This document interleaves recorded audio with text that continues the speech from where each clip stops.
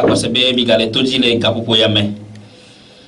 Sebe le si misi chowa ya. Profete kuonu ega wado miagbo le miape dopea ye o le miagbo le fia mi ya senko zade ya. Mie gana mi mon popo ba besi ojibe o akere tia be yen to wado miagbo. De ejibe ya kwe le radio la voix d'agua ategere mi aji fifia fa. Ne wona megbe ejibe ya kpo ya. Ke no basi gbona yeji la yele. Gama me afike mi adogo le meto mi agbre. Mi a eu le 90, 83, 11, 84. 90, 83, 11, 84. Alors 90, 90 encore. 45, 12. 90, 90, 45, 12. Alors 99, 46, 05, 40. 99, 46 05 40 quoi mi kede prophète kuonu di kema me yoni ton ko be tonton Boris Ekoma à ton ami prophète kuonu gozo yo monsieur Boris ovo deko agbendina mi andi apomia olila ay chomedo e do so balme du kore o fokeke o fonuya yo agbe aya madakbe ne mia to mia no e agbonu glawe deke mi fondo o fonuya na mesia mede o fokeke dakbe na mesia mede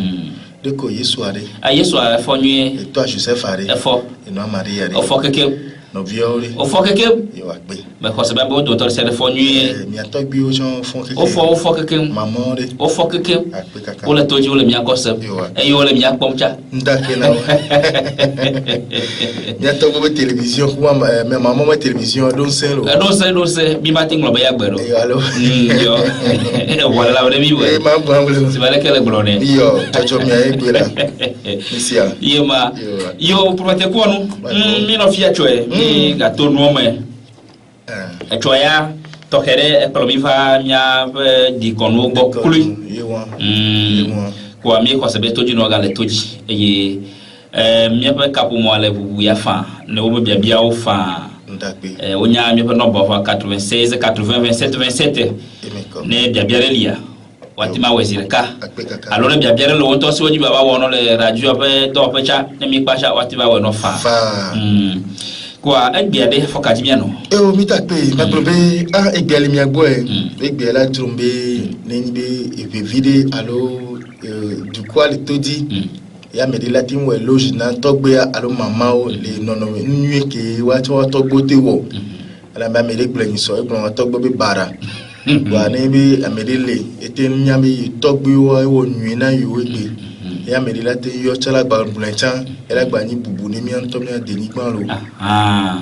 ke jibe ne jibe amere toji eye o gbodo je sibe ye togbi to vona enu bara ko wo e wo nwi cha ne blede juado wase yo akpe menene ya okpo bien fofo alomia no vike yo ni so ni remarque ke bi tin wo ni togbe ya o agbeno ko no emti wanu wa mi no via dibe ma glone be ne ni be sibe ke be doji sibe yo togbe ya fiafin yoni ka fre va ve me be togbe o fi anigban alo ahoke mi togbe a o le ntocha togbe a wodare na wa be to be fin be no be ni be nya ni eti no le sia mi jagba ni ba remettre ni be nu na ameko togbe a fian le povia po afunu e fai won no ke mi ate bate blone mi anovi ke yo ni so abe to poronya nya e won ka me afia be e dia fo ki tinua voilà aussi mais parce que les piobe chare ya fima nous la nous les laminer pour e chaji ya tweji won e be le we won donc en état remettre nous ko togbe ya fian so na ame ogba nyanya be e wo nketi le nyate pe be mo ajelo OK yo medape mi ko sebe ha le tojida RTC mi globe wati yo 96 80 27 27 difa prophète ko nu kukuku me le popo le akpavia tome tamasusu nyebe ya promi gemeke mi atogbo nanyi ye vodu kle tome nanyi ne mi adisi mi ajojo me vole no fiofio meke ya gabala de fio de nyanya mi legos magbule fa le de fio be nu ko mi atogbo wo va ya lo subo vire va ya menyi nu bara en soi kema nenyi be egbe alo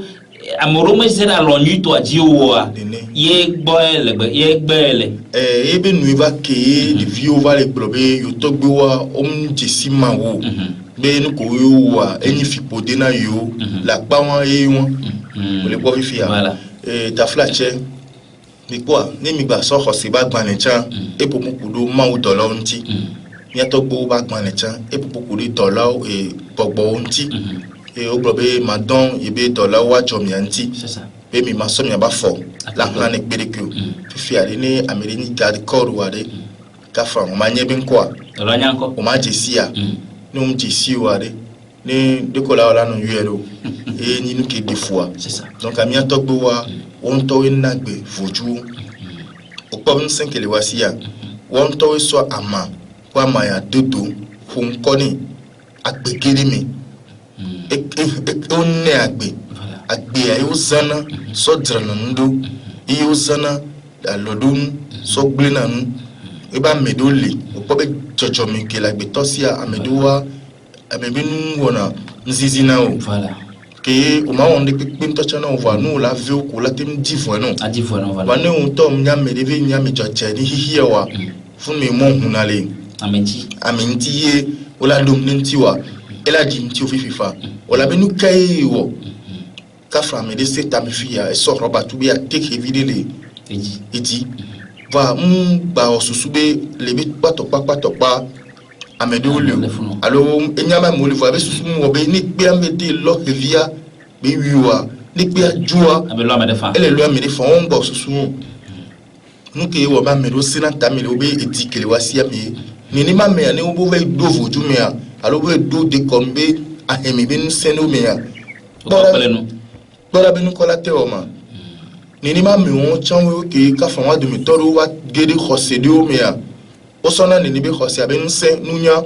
so ble na nu enu pata yi won fi ni fu me ka fa ya to gbo fi ogbo be mi ta mi nya be mi wa ni o ja fode de view wa ni na edi popo be nko be ino wa agbekebe no ya etowa agbekebe no ya enyina di no na de vionti e won pe enyina be gbona be nko nua ko salo alosi kabadi hon ni pepe nde ne la memti o sino nu lo be jojo nu nka emi to gbo so ovojo amako pona ya domi ape ase agbele wo me amado le to gbo pola te mi ode amado la toji pola te mi ode amado la vedomi ave sugo de do no na o se mi a fi anigba ke voyer na didoti dagbe ina be composition ko wo so popo maya o so na unse if ya hiki an to be gbogboro do wa ko cha fia obe no wo de ke yo wo inu glo fifi be alumia to bo so for dara for jivi anu ku nwa o ma gba ti so ehun alajo nu pata we ni jojo me be nu 5 ni to gbo o wo vai okay amere ne kamera mi ayo ko yakengo allô oui papa mi ozo Évangéliste David. Oui. Il est quoi, il est chauffé? Tu nous t'as offert là. Et je vais bien donc comme un ami, bien relation ami alors. Maso, on a rien à te faire. Pourquoi le commerce est jamais là? Il y a beaucoup de gens qui craignent. Ma oui, Gounia, ma ouate, si on doit amame. Donc, on doit amame. Voilà. Le mamea. A pouca, que les baignades violent la salle de l'eau. Sur les histoires. Amame, nous, dans la maïs, de la pouca. Donc, amame, il finit à ton bon année. Donc, amama, et là. Les miens de Bobo de Malo, et de Timayuna, le roi, Amebada, Amebouti, qui le Woudoumea, ou transformé Ama, Zubutu. Abine Wadem Soul, Bulo Wufune. C'est bien que tu as Tokyo, on a Mauvaya, Ometana Fu, Omelanako, Una de Mission, Amato de Gozana. Mais pour le moment, la radio-télévision Delta Santé, la Nekwa, il y a beaucoup. Et le moment de tout le monde, amakwama yo dade wa no ne oja petit degré amade de balu amachichiri ni ataba bomu taba agbada donc nini akloa amaji yenya to kuna iro ye maudo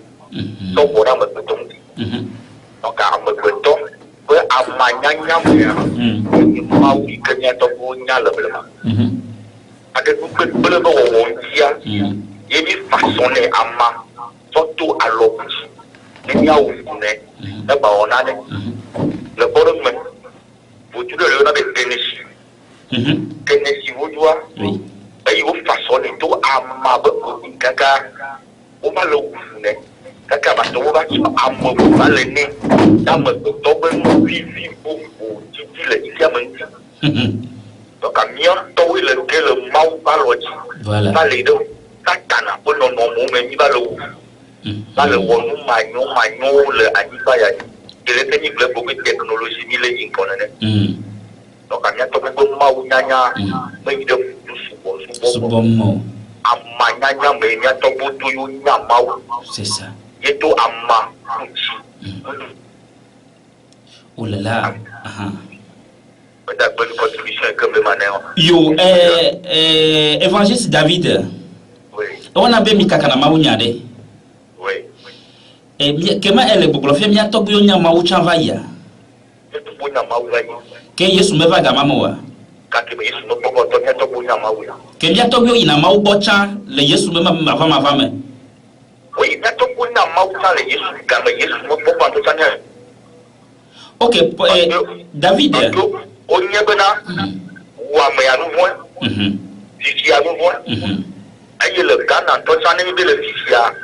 wa ko de dio donc a onya mawu wa bodo mawu nanya mawu de mono bole de si to mame c'est ça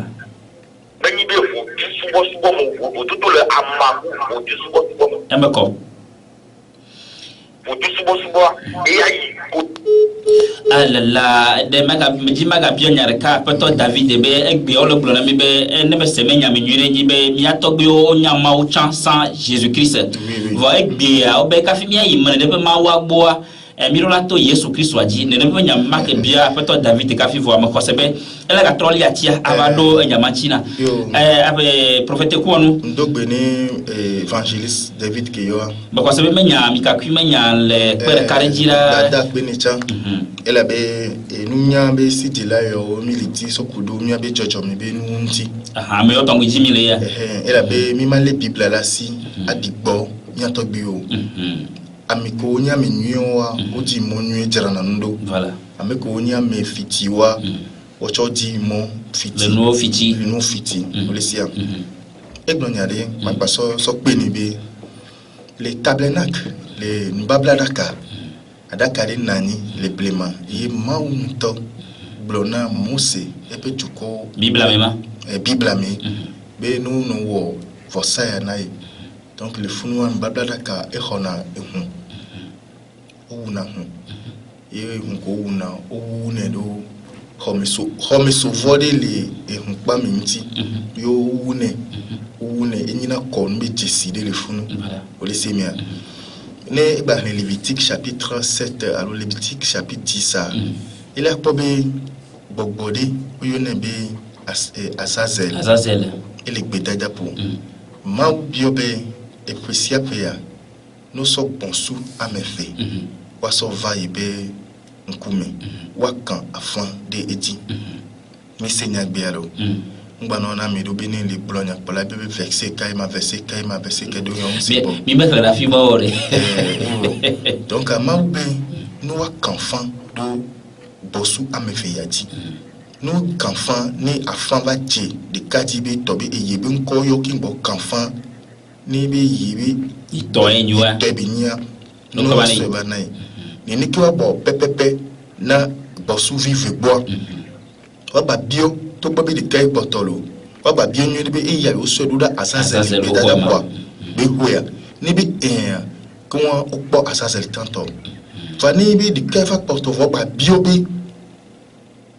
wa se na Azazel o ko ya ma ibi awa afam gbe ya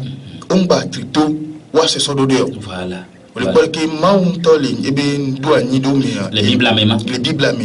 e hum benu tan le funu ni de semia nde kebe yobe kenisia nyatepia nde beni inya fa mu blonnerie voilà de semia dans le plémentor abeto yo so inangbe parce mbu nya bude nyabumi e keme pata mi nyebe no be obona nyere wa medo wa dina metagare o me baso dina amedo le semifia ndo ni va mieux étenuer ni belele et puis ni ban di donc aller il na wa pa di apobe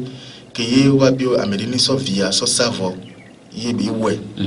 ke ye wo bea ye ma we bon soubi le fun ni so bon soubi alo alenvia ko ba weni so ba weni apobe ma un to chan ho e hunle fumi wa le semifia donc la pa vert ko hunle fumi wa sina gbeto be hun ye ntoni na nu ale ndo voilà le semia ni mi ma uma ki bio ba bebe le deux boyo ne de gbian ke ba tro di de funu wa apobe e wine donc il était wine da ken bok ba glo nya gbede voilà le semifia donc ani ne ke wa glo be kenesia nya wa ndele ni o semia ndele ni donc no le plan hu ben tocha kafran ko ba so bino sedalo ne kenesite ko ho le ve o bo am ni barore nkentiu o be ma won to be via ke be dono da be hu yo ba ko de iso ndo chando ça y est logiquement là allô ma donc voyons hier monsieur Maurice si be no ngba ni nu agba be yo le wo le da me no fi si be ni mi kenesi ni nu bara mi gbona ye be te ho na gbe to be hu a do agbe to bu tipe ya supposons yesu ade ebe da yo ba sun korea yo bi voyez ce que dit bon ou agbe to consciemment de que fifi ni nu mi to mi accepter mais je le d'accord ne ya mi do croire ya mi do accepter ya bon oui ni ya eta be mi avo va mi téléphone fifi ogo eva kude mi abenu vonta vo bible patro etona mi be o da ba drop ali o va drop on mi abenu vo ni be nyanya we kude mi abenu vonta pourquoi encore ya nora au jugement sur vous péché tabanyo amoroko hoji seigneur di wo magaba to kojoma more mi non le bible bible de kafam to bobe kemi ple 2000 1500 3000 là te plus beau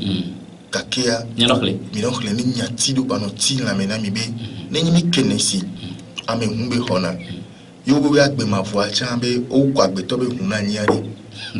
c'est que e di funamia te pare ka ko wala monsieur Boris e di funamima ne mi se me nyuri ama de fuya ne mi se no ama nyuri oba nya to boa over una hu ame gbe to be huna kenesi pe ma wa be nyo ba gbe to ba wa me va nous douani be galo mo wan mi la se ba me la bu ba obui oui inda pa be ni pepe oui na fojua o le simia e gari mu tocha fifi ba le nini imnyu vo be ba me be ma wan to 300 via to so na gbagba ke bo wa so to e wa oui ibe hu ba koda ni ba donc am mblonya le pepe na mia toji no lo le toji be ko se be o senyare le tepema ya to gbuto amnyu ba ma to 300 hu agbe to be hu pepe ke bo ba so koreke ino si ale mi trop pour famille de que mi anyami na de indi kapolo ona mi voit seulement on le trop mona mi bina de mi ba son ti kokwe sonna mi atogbu nyo ekwe sinon e gbe an ko so fio mi gbe mi yo fo wo ni mi ope ma o e be ma o e pa ni mo nyami na mi bo vili ba nye gbe e kwesi o ni gbe ko adam ko va be ntinya kwa ni nyabe ye ni ami bo fi po de ba me que Bible ale gbrewé donc à que mi ami bo fi pour débit tibia mi l'obligé là-bas ho yesu ke ni yovo na mi ke mi la pe mi pon ma ozon ko wona mi bo ya to bi ole ma bo iho fifi on va se ma cause fifi a mbale ni no système en trop otro baka et c'est que la be mi na service de passeport sans de gare pe gamin ne piote m to edru to na life meji ba gbe mi no life no so carte passe vaccinal fion wa système en trop yo le Seigneur donc à nous le blanc et on baignade ba ma on to champion na hu voilà le Seigneur kafan voilà la l'onyuji peut-être et moi on ba ni à l'onyu à l'omnyuji wa ma on biona hu e binade nous sommes à l'élevé musicido tronti bani il va fi d'abord tron là où amé il bon moi il a où amé ben ko bevio voilà e où moi lo mo ouais ko ni boy nka so moi so non mais quoi rôle important de l'enfant minya ndelo yo ne bi mystisme vivibea et donc c'est un ko na bi bonbon et ya mi va blon so apeto be fondi nyinti nke la tenna o tin wonde pe no ba ma jeju ba ko ma apeto ile mia mo va faire so nti mi le semia donc an ke di ma gbel fuma ma un to cha ho en la be hulo nke be hulo e go mi apekel funa o so na gbe an to so wo na nbu to create na nbu okay elotina isemia yo akbe yo mi dakpe na miato David Evangeliste ke yo mi chok pale mezadia ke mana merega le toji abe miato ya ne ya be contribution a Georgina mi alobia biare la merecia ayo mi okay akbe ne be ke ngolobe mi le di miato gbe obi no logina ucha tamnyo ina be do be so amandaro obe miato Evangeliste David echi ekpom tepe besiti amakwe eto no ma amani vodu ko monala sibi amaela okpari ne supposons me Dangote mleo anikon imiato bi osana ça c'est ça te Dangote va Simon va voir le tukwa ina va se so wero bien sûr ole semia amakpa lo ko sale osona madonna kevimi afion ba vous venez ole semia ata mi nyame afion wa do be ya kon babla mo ko tune oble la pour vous me dokbo yo va se subo so et très so 2000 so chonike o chon le toni kaka ba groupe so subo ya jo so ani so amare le dedi ba no teperika sina epo okay ina ni si balé pour les gba bi cho don po gomini amakwe donc amambe composition ina na kikia de na gbe e bi so la tatu bi amaye wa no msomoni voilà amadi fi la so fi so dara dedi kaka so turu mino kwa nkula hunamia amaye ba nyawa gededu wa to bi ojugude c'est ça parce que vu qu'on va le dire on va dire si va bien yo matin so so dare wa gbo papa David Glosare abe mi bele sale bele mo sakolo no bele bo be le ni be le won donc atok bi obi nunya alo si di ade ameke ti siru ku ya ila bo bi inu ya de ke be le ya okay yo prophète ko no taminyo wa enu la en podone mia gbeto gbogbo to ye mi le gbrobe mia to gbe konu o menyo mia to gbe fodu ko subo nyi fi podene mi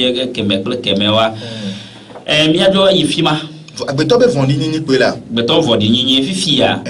supposons be mia to gbe o mo vai o mo vondi nyi o santa système o pas système da hikianti wala hikianti merci voilà va le faire tous les mieux ça me top pandaria okay le ne de leke ye mia mo ko le megbia mia ti wo ye mia ti la akọ enami gbona binade jojo me ko ni no nyia ni togbiro ni va isan yu ba chovare e finyo fin va ya donc on va fifia yu nya be da ba na konta atova so me ko be nu ti gbo wa to so now vi no nyia o la we va no nyia wa e la nai o la no pok si no nous on fi wa mano no asi o fi ame bo cho tra fino o le se bien e la ba ni nu fi la ti ame boube à 6 ans c'est ça ni nyame le second fio parce que on va nya gbegbu ko va ya no kyo o dava wa ame o na sa o dava tube fe ame dava wu chan o le senya o kwa le kasam ezai e ho nya bodira Elia kina ile blemari jude na ipa e cheke dokwe be sotane balbe tron subolo ke kasam prophète sotana o parce que c'est nous ici puis il y a quelque quoi que d'abord va ni bandé là va tout faire alors et va ni Johannes qui va ah bon il y a Johannes qui va qui va destiner Yeshua et ni Elia qui n'a ni les plima bien sûr puis il y a on va Hérodes c'est une fille que Isabelle be tu sais qui n'a ni les plima donc il va tout faire on va sauter tiens il a payé quoi donc tout se paye si bas mais quoi il y a les qui a na mele mba seba mele le wokudo oro nous comptons au vaïa ça dit mille wokudo mi anto mi adiko quoi ni nyari ki matin 3 de la de nuit a comme bi ni be e won nuit ou na doko si be pas ça fini bantu mino alo mti pom tete de matin wo fu alo ma ble donu alo matin woni na wa si les ebe me le kudo wa voilà en réalité am ni be wu me le kudo on toy me le kudo do koni ya ba he ndaba he si mi mvi malani si be mi glombe ame malania mi glombe ame e malani si be mi ame la glombe ku elle a trois fonds qui trois fonds trop don ti en bois on le dit me keme bi le va trop tout fond le pepe mais ne pepe nti ko ina ba ko kwa ko vio e fone ori e fene ko klo du ile bi jojo mi ke ma pa ku de ben ku vio le semia donc andi pe ka betolo la gbe amia e yan ba kan vo jubi nu ma u yesu be nu olo no wona nu na betola po nu no tana fo betoa ki kela tafu to cha ini semia ni ne pour moi le won OK fifi ane le ne ade leo kamia wo ye mianchi ola kovie alo mi funne ile be mia disimia do kwela lo kamia jisi lo disimia do kwe le jojo me moji ta disimia do kwe mo fu le la ta flatie neji be kojo ola me be kojo e wajia me po chichao me po nyam ka po me vi nyi o alo peut-être nyam be joto alo me nye ame ko nyam be joto de alo kaji wati nya le be ne pas me alo ko yo na nyi la nyi be ajifa enu ya yo wo Founo evanina son de tobe odina arbre généalogique. Par exemple, fi otona no be togbe wo echo. Fi atogbo wonre wo be vidi la gbe ya. Me ke amedi le nya me kan kola te kan togbo won ba semna wa. Voilà. Ka kola jagbala ba po eske o tete le nya be togbo be ndile ya. E tori li bi wa nwe ka obi wo la gbe nu fo ka obi wo. E fo ni bi jonya nya wa e be kom le wo na na me. Fi a de moi le na me. Laissez-moi. Amedo fifia kafra okua onkuti ahoyo. Okuti gbe. Biri pigbe ngba trace na o. Fifia comme o tuluboa. Ola no wa fu kaka wa dona medi me wa dina. Ye disi on ba zina na o. Na media accidenté beku alo toku ya adewon baba lena medi kokoko kaka amecha baba kuna emi wa dina le pona bobi a enu ya ola wo ya. Tike o va so apaiser na nenebe disi aleyon fi apoto ni la gbenono kunu nyele no sibi ko do ta si ko va de lan ko bo nya ko va fi on bale wa de benu wa fi o bo le wo atosi sere ezobi dori polisi mia fi o le panan enu pata impacter na mebe jojo parce que amé o ni nya ebe o le won donc ani o mdi to mo ni pepe ji o yo nya me ke o ni wa o nya do ta si ko dava wa o da no hiya me ni po que ayari pepete no pola po ba intimi bonabe no disi jojomi amiko ni kaka so ya ab généalogique et tawde me kay ni be toku no onya fi kay o joso no kay ni nu va la hodo me na wo o no na wo boa nu su no na wo boa ya tore ega epoga kaka ega no si kuti be gamea aleva do ya ke me va kwa e no pa dire na vi wore ono na so asuhua tasi wore de ko no na no pour moi me va dire fifia ola nyani ne bi nu ela nabe ola nyafi ko la zonto ntenai ka fronti na de vidéo ko na be don me doya e no apati belini don me doya e to apati belini alo eta alo nkuvi be doa watasi wa ko tan nkuvi de na funao enu hérédité beni e hume be nu beni mi wa me popo ke bemi ni o se mia vade ne kula o dia me popo ka me la do afidia o la dia ela didi so ame poporupe ela didi so ame pocho keke yo la bobe ameya ameki be va joie ya le alozerken me won bi kanine donc anu ni nunya be tutudo de menina ni hosebi ni benina agbelepo be kwesio e donc to be ni agbeto wo na suru kwentiye me de se bi fia kafa no nyom vi o le ame boya o la fi o si sasa ya pe e go me ndi ninu alo no va do afide o la bo ni pa to ya pe va nous va nya homa vire alors on to va titi na mémoire et la manabe on va trois si de Dieu alors nous nya on ti le simia et on ma nume ya on la nume poké on la mon bien ko be nous kele woyo nous kele la wo ken la pogo parce que on peut dire ko mi wa jojo me bi nous fi la mortala bi ni mi la do akudu ba tobe mi la jonya nya wa ko mi do la bi o tope et non pe be nya ava bi on tope digbe o quand me mila ten no to no me ameko nia e ya mo ke chula no e ya ma woni ni o wa qu'on a comme son épée d'asile mais wa croire si bien ça nous en c'est pas bon Ogwere. ça dit parce que nous avons bien quoi tout we so c'est dans l'homme nous le signal imaginez bien Amérique de préparer des licences et des master alors le va avoir students ba me moi que nani lo ba me si ho que la nesida mais que wododo alors tira que do fiaso nyao kakaka do pe et trasomi darina o nkena kafa ni dilado kulo be vieux bois be vieux tina ya même yo be vieux touchant une pièce alors chambre salon qui wa to dans non touchant on te dolina zingli les dio C'est ça. on doute comme do be anina de fiao bisu subi no va josua ahwa ba likenao Voilà. et on patanina dodo so efititi nti dodo so amepeto ba gbenti ya enina monu to ke nana be ndi pepela nani no Monsieur Boris, et n'y a mieux de bien à coco. Dès que nous avons nos oreilles, la tibi a n'y a moyo. N'y bi kafra me l'on tocha, kafra lo. On t'en y a que nous les dobé, à me l'on reconnaît trouvé et fouilla et you deux. C'est ça. Il y a l'autre chama. À me l'on tocha, kafra nous on tocha, on y a tocha ma meya et deux fois. Des deux fois. Des vieux va wani na mlo. Voilà. On y na nous chiri mi milliards. C'est-à-dire logiquement la dit au doire et peut-être Dieu dit à Bédo. Ah. Elle a, c'est bien. Que me le hazaro. Ngabe Hassan est grand amala. Ah, et nous ça peut pas là ya. Ola podo ho. Au fait ni débat mais et nous que là dogo tout aso. Nous que là jor moye comment jor. Il peut manger quoi? Wala nya mela na hui. Ola ba dogo buntio. Ni nous Hassan be non. Donc, les amis de toi, les mêmes comme qu'on nous il n'a pas été trop dans les vidéos. Non, mais quoi, c'est voilà non mouvement. Donc, bref, on y est on m'a dit, ça dit, nous d'ici pour me comme aujourd'hui, alors tu me que la si ou n'y avait, on l'a nommé quoi. On y a top pas on y a non. Kafa, amédine bio entretien pour débat d'affilié et il n'obé, il n'y a il n'obé encore. C'est maman gan. Il n'en mania. Il non. Il y a une noix ben ko. Mais n'y a maman ko. Il y a maman ben ko. Si bien en tout cas, il y a maman ben ko donc à courage on identia et bien noix et noix trop le donner il non il y a noix ben ko.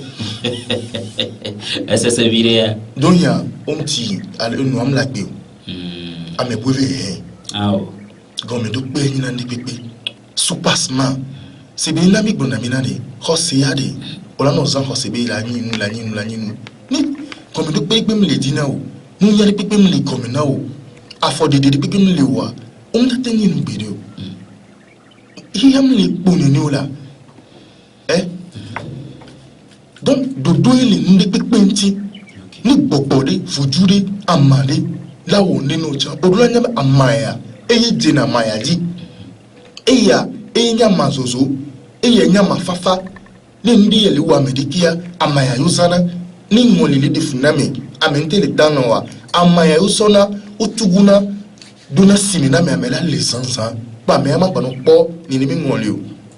OK. Yo mi da pe sabale si le enyame de karakavali yinene ye mi apo no ba le koko 96 80 27 27 mi ko sabe papa ma wele tojira ye papa gbeka ple amo katan ole tojira e ko prophète ko no Oui. nde legbia le poto ne veto nyano vinyon vio mi to asi chovai ye zigede ame o ichochi ome ke o dana choroji o jana nyi yesia ivoka ke e ga potoli kokokoko eno na petereji yesia ibe o manyana gbogbo ke le jokule ame alo le kadede me kule ne pe ame ko ameji ma bio be ame ko zo ne pe mo avoke o pobe o mami ya gala podona yo bo ne mi to mi yo ne lo Enoa gala podona yo de ne pa me o ke de jiwade alo yo wade yo ndakbe ebe ntocha ndawo surprise na no vinore ki ese na nkoni ile to no mi siseremi nenyi be kaka makpon te va togoma ndo la sini ke maten nao onu ho waso be trawado kedo voilà milisia feeling pe kole ye o sina wonani donc yon po Voilà. voyage jonatino voli to no mi se sede mi teni alomadon hihi me be monde madina me Voilà. do tesibe no me de la te son na me de be kaka ma de radio na me on timfa Voilà. matin now be nous sans nuit OK. et popo hihi me be ya nuit et la pour Apodo. o pa mi no vi kum ya no so viwa ban de pe mi brobe eso éducation ni to chambo Rema. onyabe ipewa umbateli na wa be wa be viowa E bula chobe yo vole video yo plaso. ke de violi khofifia umbani vio be yodi Mi bu vile ma. kafran mi on ki kama ton vieux minimi de la vitona le connu en ndeke mi sona de vieux fiona hihia Voilà. pour arriver kedo khosio mi va les de vieux ko mini ke kama ton vieux mi va les doton ki kama ni vieux Voilà. mi da chacho menen de vieux Nous pas clare chamalo. mi da puna de vieux Les gars mais quel ami les de vieux pas mo so mema. mi dérouté mais oui de vieux oui ah mi on ki kama ton vieux mini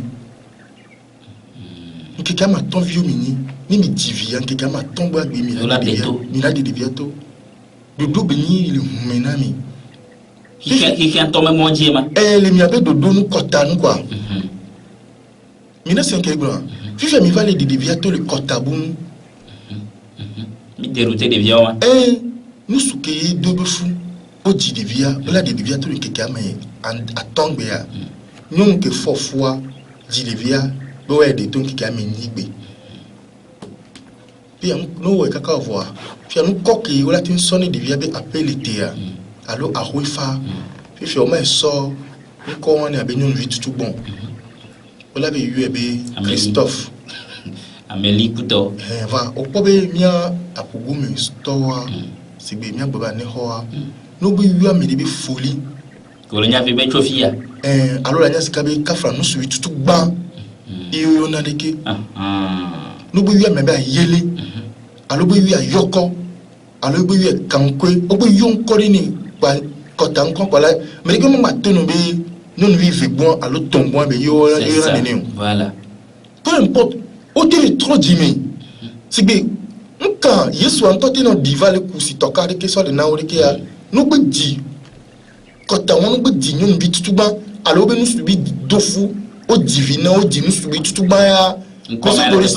Monsieur Boris o te nana mi komi o le pojom di o te wona kunna mi ya o dona kota nkoni livia Ah bon.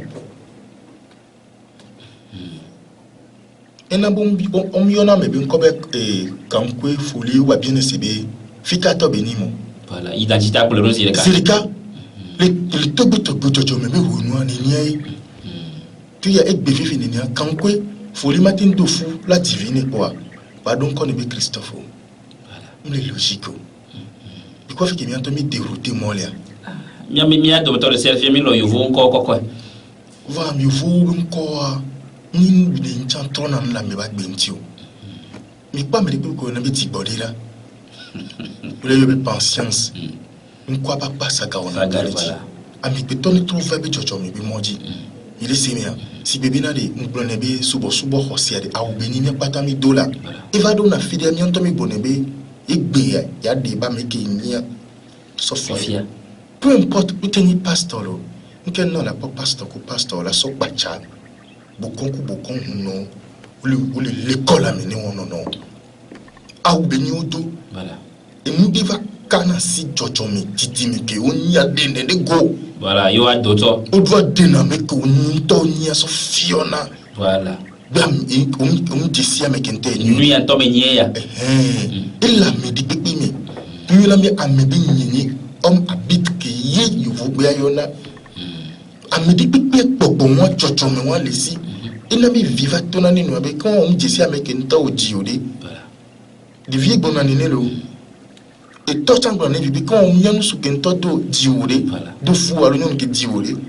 et pas faire donc à me beto be jojo me mémoire et ya dobe ni amento wona atrebe hi me do de sonti amento ela we amento woni nya me woni na me ola sibi et moi les dit binali ni khoseya mi la popu mi ya bonya le kana mi be mi bato mi gbona abe amen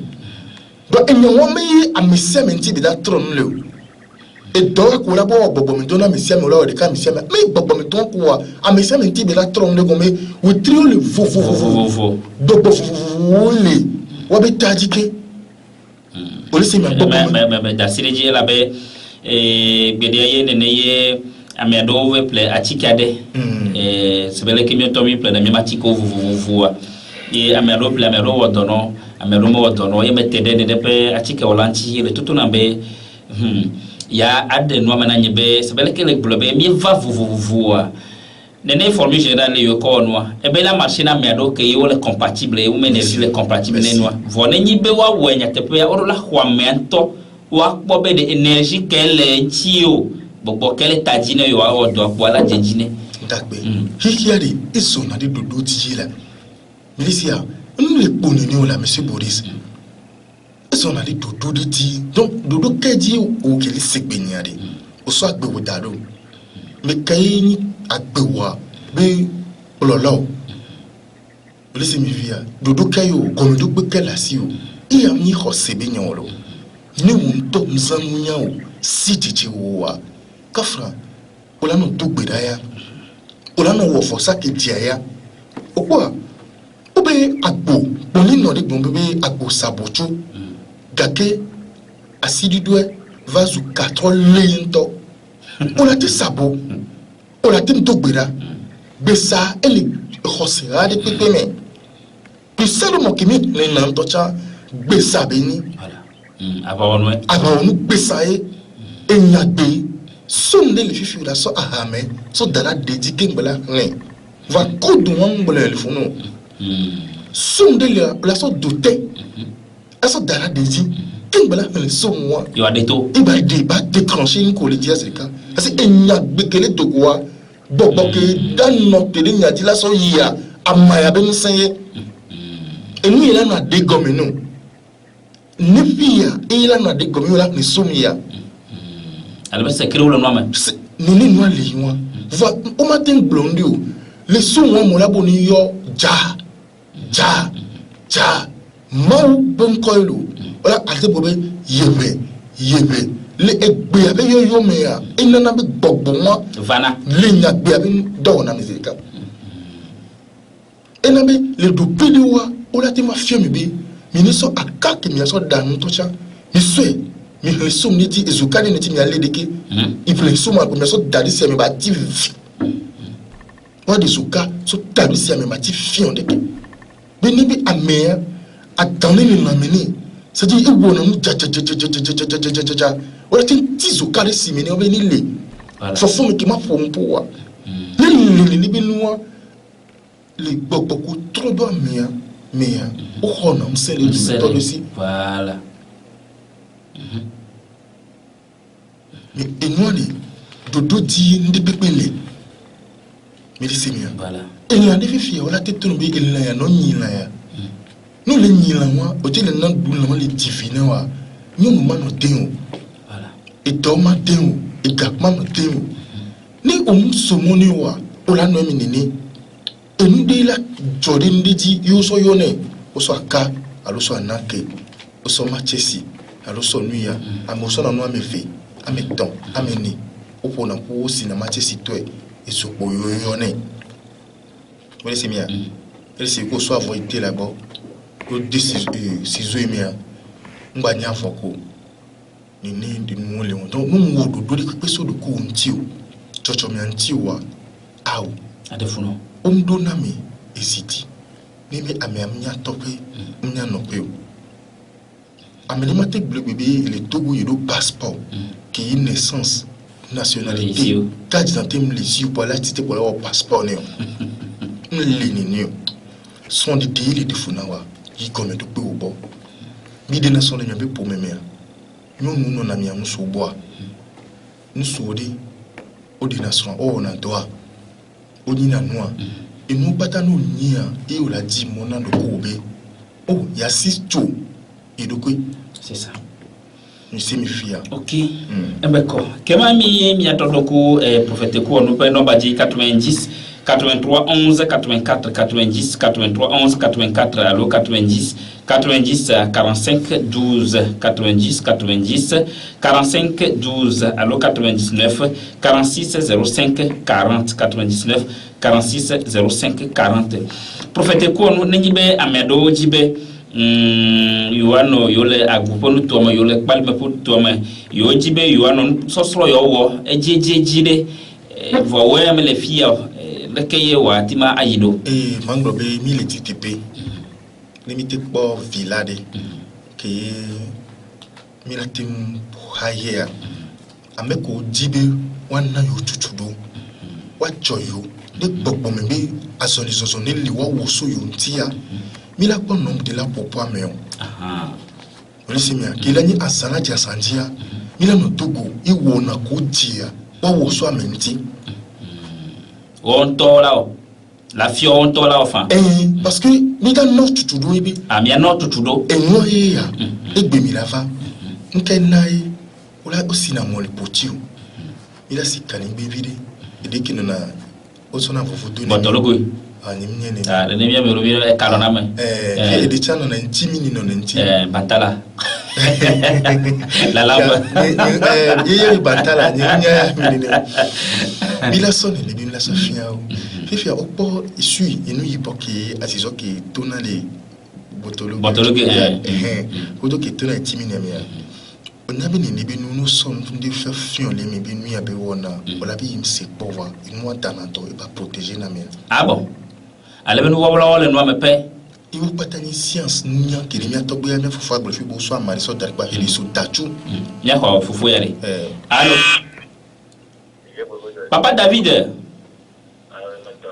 George na be ga to ba kamana mi kema ela George na mi o gona de ritmo de culture ati muwo atofu na disco ni meto buona keni par exemple ni produit de tout venant ko imino ni wa mlimani ni ni wande di wadwa ndekemele de tout mais vous diable voilà donc anya matel kader kasa nyama evangeliste na namu kata mbona mau na nyina mbona be c'est Yesu ni kwa many opportunity ni de nous mi wona le to ku game yena mi ni no na pe ti de ku to ya da ni wo le bodem me bona mau na ka bi mo be evangeliste na ka mbona be para ba le ni ko dawa o ku na sinowe ta ke ko ni be no tibia no na te ko ka na we ti ya ke bo na de ya duna donc le wa poema mais le wa to ku woni donc amani be man ko Kristo expecta et ne me tibia o ma ba ku su le jo de la dale ko me critiquer na wa papa non ma critique parce que ça na te fuya ko to kola donc anya te fuya na di glona mea espèce de me potolo ou évangéliste beton mais de mon béca flamio ya le mio di a te ko de peuple no mi ti ya que te mini de la vito donc le vide tout ben que te ni be de tout moi ne que me le me tout ben que au et na me quoi que te ni o mi konatire donc ne que me le me diabolico a ni le choku nya to ko na me no que nya doli ne la ma ne parce que vous ne la manière il y a tout génération mais il donc a dit nous on a le bien dit à une tout vous il y a dit comme ça et ni bien tout pour souvent à ta fata dit comme oui mais vous voyez sur une bagaille souvent des comme mais des comme moi on n'a ni des nous on y a des nous on ma to place ya ba ko men kan ti mo fatura homo amachichire kale yi donc ni ko Yesu ça les nemi de la vie donc que kama toi ni ape ale ni ko Yesu ta ni awe Yesu to ani to ke ni o au et c'est la bleu parce que moi ne to to mo ni mani Israël viu ba o di wo aye ma Voilà. Ale bu ne wa di kon. Bala nu nyata be. Voilà. Donc a mio yi mio ni ko Yesu a. Ke wa di kon wa ni nya be. Togbi kon mi. Ni wona. Togbi kon mi. Ale ba. Amako. Parce que Yesu ko kwa enani autorité be na gbem le butu kudo acclamation subo ko. Donc elle ne peut pas changer notre famille non. Elle ne peut pas changer généralité. On ne peut pas donner notre famille donc il faut qu'on a le. C'est ça. Donc à nous la que ni de Davido, que ni a de vigneto, donc de vigneto que ni voit mai wo to ci ko mo to. Na mai le no na mi ma de Davido de ka yo kan ki no da de soi. Ni so na ba de yo na mo ta le ki mo wa ni. Ni de yo na mo ta. Bien on a mariage le to ci. Amiado gbe kro ba ha to cho ma ko yore. Erreur. Ah. Erreur. E ba Yesu comme mathematique allo Bible comme mathématique. Voilà. Même Bible to jamaya. O bio na no ta o dote la femme. La bio no ta e que pour mi bio na ka ka ni mele Christ to le de non le pas bien. Non, on a des via il on a pas quoi. La tone na. Me be viu dia. Enya dina Yesu am di dero ba kra. Que la de non noir. Donc Yesu ko compagnie mon vito to na ni ne ni on me dit kaka. Togbi kon mi. Voilà. Tradition, coutume. Le pour la di kon voilà. Donc ni croyez sur effectivement pour le dernier jour autour de notre le prophète Abraham il y a une réincarnation. Voilà. Elia un total de balle souvent là parce que il cadre mais le plan 40 ans après à Elia moi tu vas bagner sans baptiste. Il va tout tana. Et va que me fait. Donc mi ma pro nous l'avons vêtement ça dit on t'a oui ne croyez soit tu dois lire la Bible approfondir la Bible. Le moment où nous n'a planète parce que je peux nous comme de toi. La Bible croyez soit ou là. C'est ça. Exemple, pendant où il y a mon problème, la Bible croyez sous taille dit dia. Le timon le dit quoi? Il y a des vidéos. Déjà là quoi ko papa David. Oui. Ko nenyi be mia de vito le di konumo me wo be amia do blo be wa ko chire zingita ko de viaje kle to le sebele ko wona cha ko ade ebe nye évangéliste gbe ko la lo be wa wenene a que ça me soupo voir ni que n'y a pas pour qu'est-ce que moi je fais en tant que conseiller nous me dit mais de où tout le corps de moi voilà voir les tous y entrer le romain attendez à continuer ce qui t'a l'obéta parce que il y a déjà la tafa croyez me ni non il n'y a pas blague que des biatouailles dans tout le roi mais nous déjà pas quand la tire roi mais il n'a pas qu'à nous le tomber à continuer tout de viager le tout pour nous tout parce que nous quand il a un cas que l'équipe de Java maintenant quand tu me crois c'est le vécu et Java on quand tu me crois dans l'équipe de Aïba Vivilo ah bon donc il m'a posé soit nous pour pas ton ami pour que tu dois comprendre la Bible en profondément c'est ça yo mi dakbene mi ato évangéliste David que Joibe la que va no mi agole fia no ko la yi de hakude ale be mi aso sididire pe sididine que mi aglobe mi ato David ne mi pare wona me ene yo no basi gbona 90 83 11 84 90 83 11 84 ejodina mewula nyadeke demio et puis megbe Yesu acha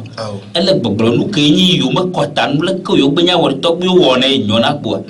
yawe meto yawe to pe maso de gbe ni anu kebele yo le funuare ele pour beaucoup de traditions anti coutumes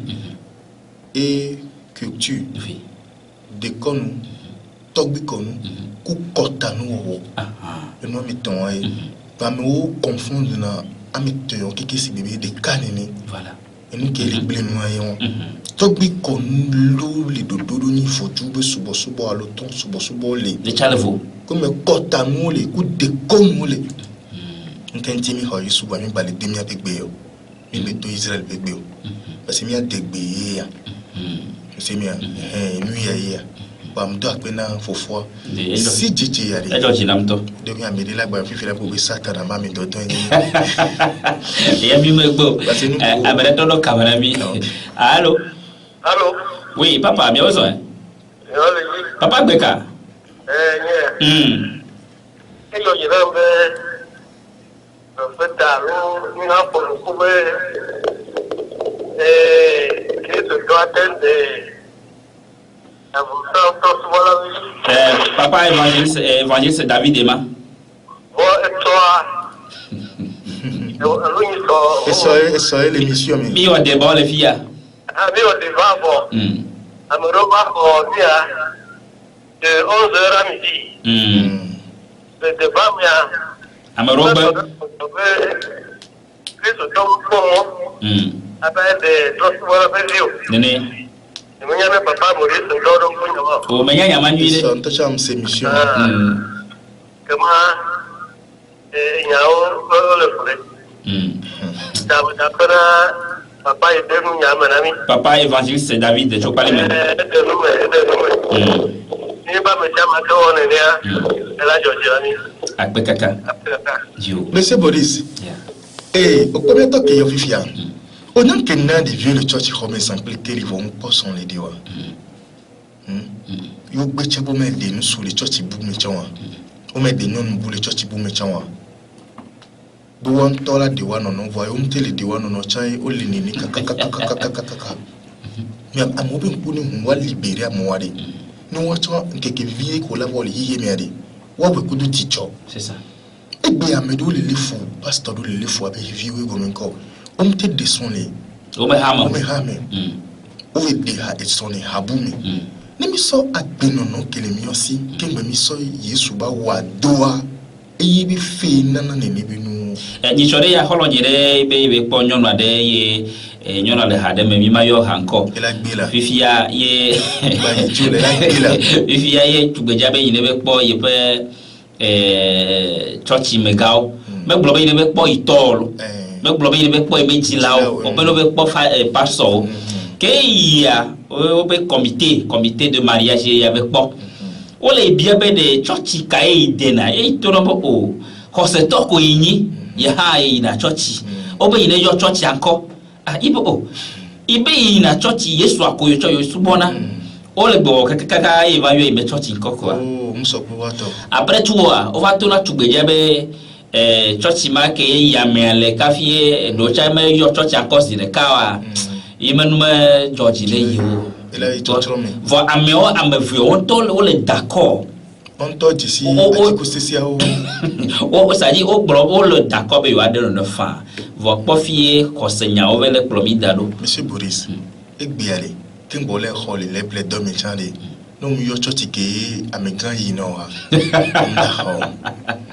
Ole se mia. Mia de kuku binade. Mia be vieux mia no fi fufu mi ne hu kuvi. Eh, vitu kuidi ko binaba no la nyigmandi.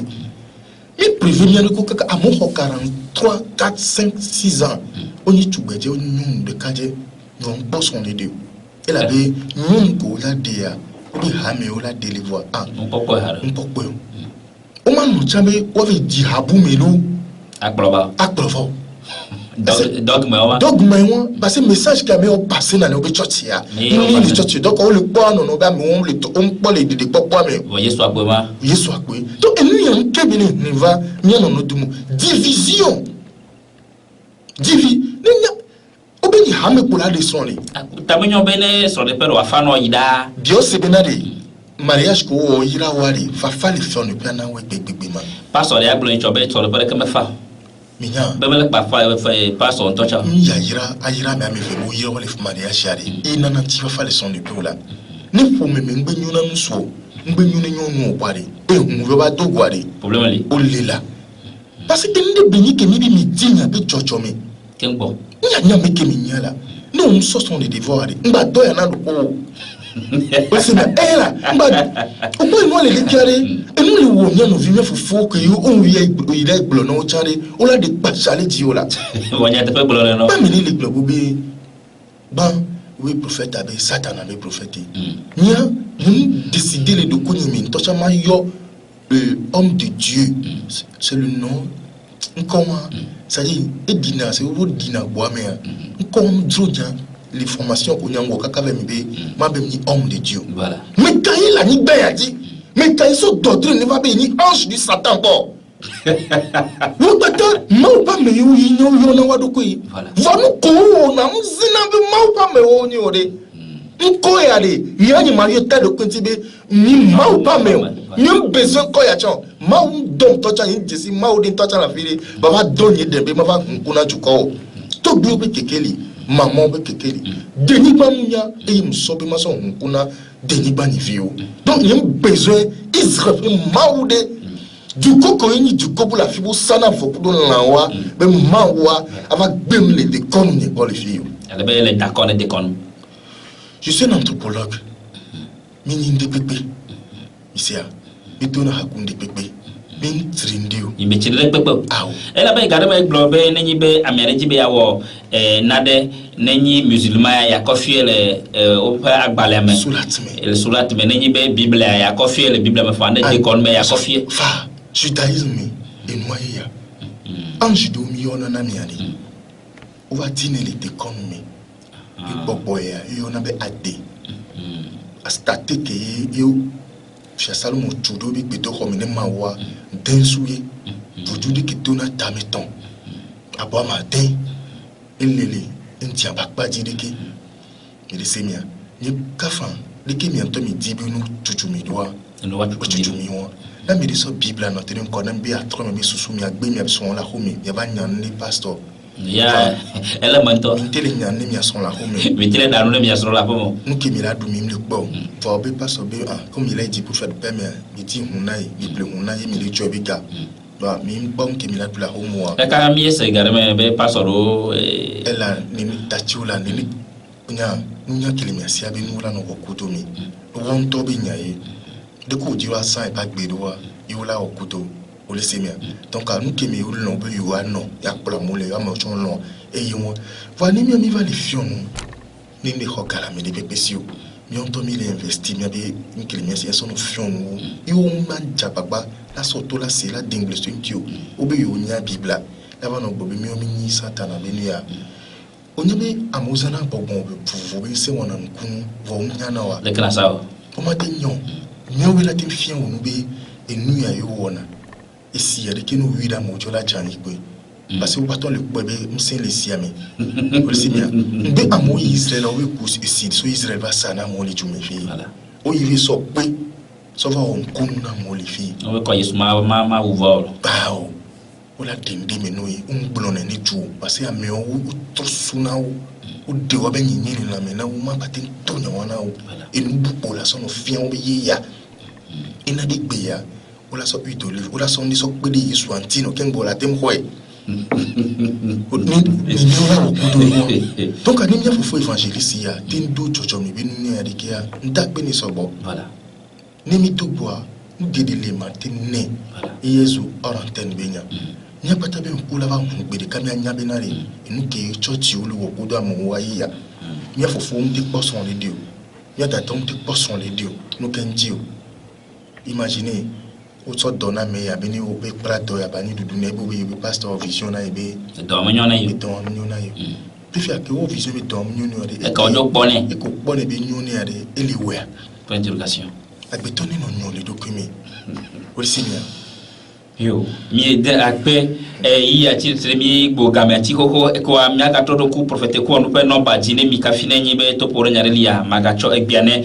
mi ayo prophète ko no le no passion bon a dit 90 83 11 84 90 83 11 84 et 90 90 encore 45 12 et alors 99 46 05 40 prophète ko no to poro nyare la siwa ndakbe de ke mi anto mi di ba gbe ani no na mi doare yi bele na mi gbe ya ne de nu ke mi le yo ela te troya e ke tro ho va nous aussi dit trona mi bagbe gomme ceci et nana mi développer ne bagbe ne nous nya on et domia que moi mettez no yondi pipeli hi Madio ah mi lisemia kafa ndonare bi mi ya me ko le tapa be no va ba yesu la na mi obi gbedo ko mi apa menino le fun di soma menino le fun le woto menino le fun tivio ko kia ba porto le funu gbedo dura changer na nusiano o le semia a son l'idée le hi ya mi ola son même vous tout pays tiens ndi pepe mi ko gbani pompon mais ni de nous sim le wasiolo voir on to na mo na ko c'est ça et moi même mi ta fia mo yo donc ani mi te porte pede le toi mais ya loué ya no fiona mo mo la fa no bord funwa ya nya bi nu ya mi la no chuchudo ya okay on to la mo na ko lo okay yo mi ta pena prophète ko no mi ta pena mi to évangéliste kujosi yo mi to pali me papa agbeka mi ta pena hancho adameda yo herve pa nya sala poto pala pena kema egbiato mi atole fia bi yon ko de toto boris ndo bokoro mi do to de siere bye bye